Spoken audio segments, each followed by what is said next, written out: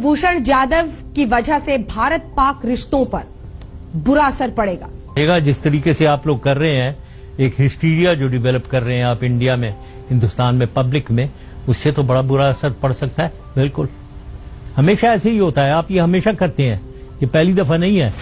कभी भी कोई चीज होती है, उधर उड़ी हुआ तो उधर शुरू हो जाए, पठानकोट हुआ उधर शुरू हो जाए। हर चीज पे अगले सुबह ही आप कह देते हैं कि पाकिस्तानियों ने करवा लिया, ISI ने करवा लिया, ये है वो है।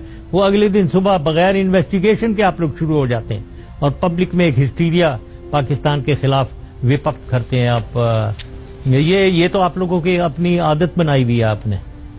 ये आपके लिए सहूलियत भरा एक स्टैंड है, इसीलिए आप उसका सहारा ले रहे हैं। मैं उस पर ज्यादा टाइम अपना जाया नहीं करूंगी, क्योंकि हिंदुस्तान हमेशा सबूतों के साथ बात करता है सर। और इसी के साथ मैं आपको बता दूं, 1999 में पाकिस्तान ने इंडियन नेशनल शेख शमीम का इसी तरह से एग्जीक्यूशन किया था। फिर सरबजीत का मामला चलता रहा, फिर जेल में लड़ाई के दौरान उनकी हत्या कर दी गई जेल के अंदर।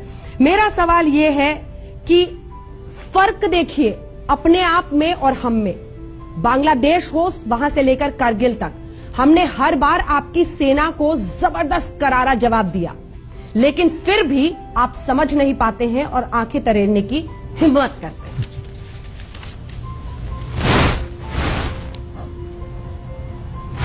हाँ, आप कहे चले जाइए बांग्लादेश से कारगिल तक।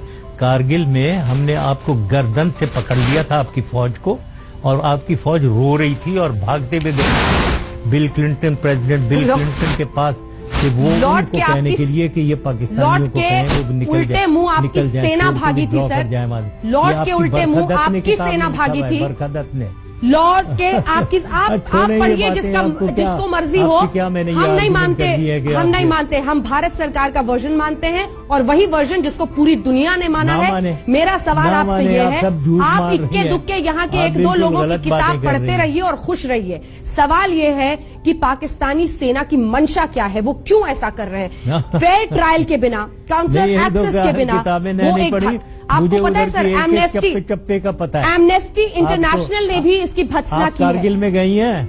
एमनेस्टी इंटरनेशनल, बिल्कुल गई हूँ। एमनेस्टी इंटरनेशनल ने भी इसकी भत्सना की है। आप सर, एमनेस्टी इंटरनेशनल ने भी इसकी भत्सना की है, कहा है कि ये गलत है। आपकी सेना की मंशा क्या है, ये बताइए। करें जरा, मैं बात करता हूँ। देखिए,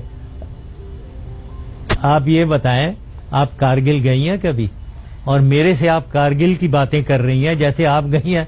मैं तो उधर एक एक चप्पा जानता हूं और मुझे एग्जैक्टली मालूम है कितनी 5 जगहें जो थी और एक जगह आप लोग आए हुए थे। 4 का तो आपको पता ही नहीं था और अब शुरू ही नहीं हुए थे ऑपरेशन, कि आप लोगों को पता ही कोई नहीं। पीठ में छुरा भोंकने वाले हर जगह जाते हैं, हमें भी इल्म है आपके बारे में। परवेज मुशर्रफ साहब बताते रहते हैं। परवेज मुशर्रफ साहब, पीठ में छुरा भोंकने वाले कहाँ कहाँ जाते हैं और कहाँ कहाँ रहते हैं, ये हमें अच्छी तरह से एक मुल्क के रूप में इल्म है और इसीलिए हमने करारा जवाब दिया था और उस पर आप लड़ाई लड़ते रहिए। सर्जिकल स्ट्राइक के जरिए एक बार फिर से घुस कर मारा है उन आतंकी कैंप्स में हमने, जहां पर आप आतंकवाद को पनपाते हैं। पेशावर याद कीजिए, पेशावर याद कीजिए सर, पेशावर में मासूम बच्चों की जान गई क्योंकि आप और आप जैसे सियासतदानों ने पाकिस्तान में सिर्फ आतंकवाद को जन्म दिया है और पाला पोसा है। आपको मुझे लगता है इस पर बहुत सीरियस जवाब देना चाहिए। मेरे ख्याल में बहुत सीरियस जवाब देना चाहिए साहब। ये मेरे ख्याल में इंटरव्यू को बंद कर देते हैं ये, क्योंकि मेरे ख्याल में ऐसे लग रहा है ये आप इंटरव्यू दे रही हैं, मैं आप तो बोली चली जा रही हैं। तो मेरे ख्याल में क्योंकि आपके पास और कुछ नहीं है सर, हर हिंदुस्तानी काफी हो गया, बोलती बंद कर सकता है, लेकिन जो सवाल है उससे मत भागिए। वर्कअप करी चली जा रही है, सवाल पर मत भागिए सर, सवाल पर मत भागिए, सवाल पर मत भागिए।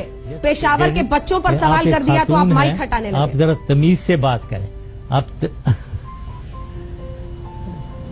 तमीज से बात करें और आराम से बात करें। बिल्कुल आराम से। तो लड़ाई कर रही है मेरे से, आप कोई आदमी हो तो मैं उससे लड़ूं और आपसे यही खातून है, आपसे क्या मैं लड़ूं? ठीक है, तो मैं लड़ना भी नहीं चाहता हूँ आपसे, ठीक है? आप बोली चली जा रही है और अपने आप को आप इतना वर्कअप कर रही हैं, आपको ब्लड प्रेशर हो जाएगा। इतना ज्यादा वो ना करें, इतना ब्लड प्रेशर हो जाएगा आपको। आराम से, और आप भी काफी फिट दिख रहे हैं इंशाल्लाह, जो कुछ भी कर रही है। और छोटी बात करें ताकि मैं उसका जवाब भी दूं। मेरा सवाल आपसे ये है सर कि आतंकवाद, थैंक यू वेरी मच। आतंकवाद पेशावर के बच्चे। हाँ। आपको नहीं लगता है कि पाकिस्तान को अब सख्त कदम उठाना चाहिए? सर्जिकल स्ट्राइक के जरिए हमने पीओके में घुसकर आतंकी कैंप्स को ध्वस्त किया। फिर वही एक आप बेवकूफ बनाई चले जाएं अपने कौम को, पागल, उनको बेवकूफ झूठ बोल बोल के उनको बनाई चले जाएं। सर्जिकल स्ट्राइक्स, और भाई क्या हिम्मत है आपकी आर्मी की? सर्जिकल स्ट्राइक्स उन्होंने की है। हम ना सर्जिकल स्ट्राइक आपके अगेंस्ट कर जाएं, हम भी कर सकते हैं। जो आप वहां कर सकते हैं वो हम भी कर सकते हैं। आप एक सबूत गिना दीजिए सर, मैं आपको चुनौती देती हूं। आप एक सबूत गिना दीजिए जिसके बिना पर आप ये साबित कर सकें कि वो स्पाई था। एक सबूत। देखिए मुझे मालूम नहीं है, आप उससे बात कर रही हैं, आप उस शख्स से बात कर रही हैं जो गवर्नमेंट में नहीं है, और मैं वॉशिंगटन में बैठा हुआ हूं, तो मुझे क्या सबूत, किस सबूत? मुझे तो नहीं मालूम है। मैं कौन सा किसी से पूछ रहा हूं? मुझे बताओ, उसकी डिटेल इन्वेस्टिगेशन के पेपर्स मेरे पास भेजें। वो तो मेरे पास नहीं है, ना मैंने देखा है, ना मैं कंसिडर, ना मैंने किसी से पूछा है। इसीलिए मैं आपसे बोल रही मेरे पास थी, इसीलिए मैं आपको ये तमाम सबूत बता रही थी सर, ताकि आप भी कन्विंस हो जाए दूर वॉशिंगटन में बैठे कि जो किया गया है वो गलत है, सबूत नहीं है। कई भी बात मैं बिल्कुल नहीं मानूंगा। सिर्फ कन्फेशनल वीडियो, वो भी डॉक्टर आपकी कई प्रेशर में सामने बिल्कुल नहीं मानूंगा। ठीक है, एक आखिरी सवाल सर आपसे। नेपाल के बॉर्डर पर 6 किलोमीटर दूर बात मैं बिल्कुल नहीं मानूंगा, क्योंकि एक सेकंड मुझे जवाब देने दें। आपने बात खत्म की है, मैं बात कर रहा हूं अभी। मैं कभी आपकी बात नहीं मानूंगा, क्योंकि आप बेसिस ही झूठ बोले। आपका बेसिस ही झूठ पे है। यानी आप कह रही हैं वो सिविलियन बिजनेसमैन, आप कह रही हैं वो जी वो ईरान से पकड़ गया। आपकी चीज बेसिस ही आपका झूठ पे मबनी है। तो इसके अराउंड आप एक वेब आप वीव कर रहे हैं, उस झूठ को कंसोलिडेट करने, इसको कंफर्म करने के लिए, इसको जस्टिफाई करने के लिए आप एक वेब बना रही हैं, पूरी जाल बिछा रहे हैं इस झूठ को कंफर्म करने के लिए। तो इससे मैं तो आपकी बात